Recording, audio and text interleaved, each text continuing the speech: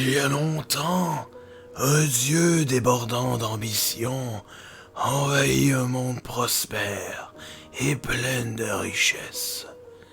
Les autres dieux, craignant de le voir réussir, joignèrent leurs forces avec les peuples natifs, donnant ainsi une chance de repousser l'envahisseur. Peu de temps après, d'autres êtres divins opportunistes se présentèrent sur le champ de bataille, bien décidés à réclamer ces terres comme étant les leurs. Pendant des siècles, la guerre décima ces terres, brisant montagnes et fracturant le continent.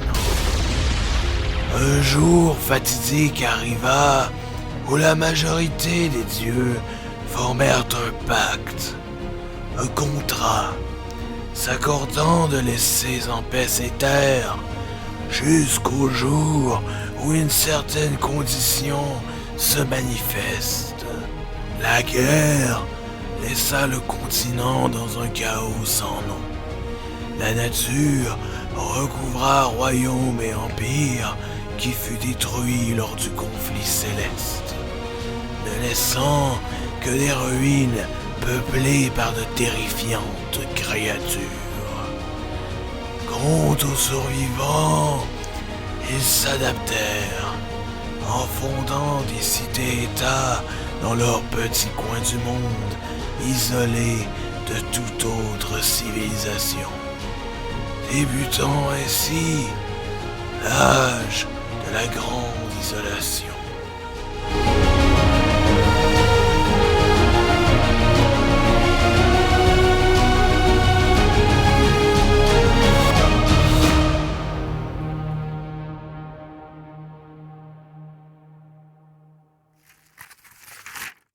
Osgare est né en l'an 197 de l'ère de la grande isolation dans la cité naine d'Orzammar.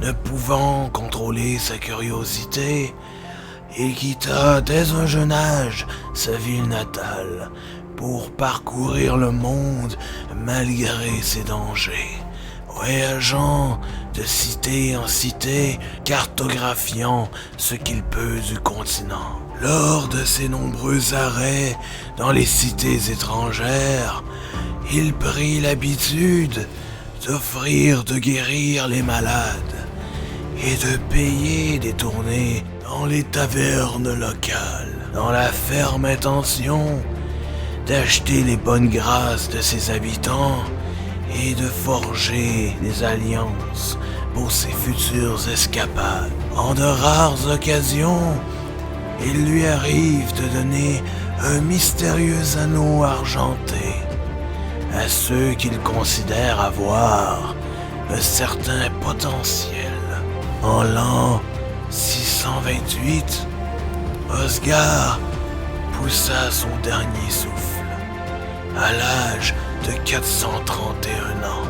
À son décès, les porteurs d'anneaux légués par le nain s'activèrent, délivrant un message télépathique à leur propriétaire, expliquant qu'Osgare n'a aucun descendant et qu'il lègue toutes ses richesses aux détenteurs d'anneaux. Le message continua, expliquant comment ouvrir un portail qui mène à une mystérieuse organisation, se nommant la Banque Célestiale. C'est là où ils pourront réclamer leur dû. C'est là que notre aventure commence.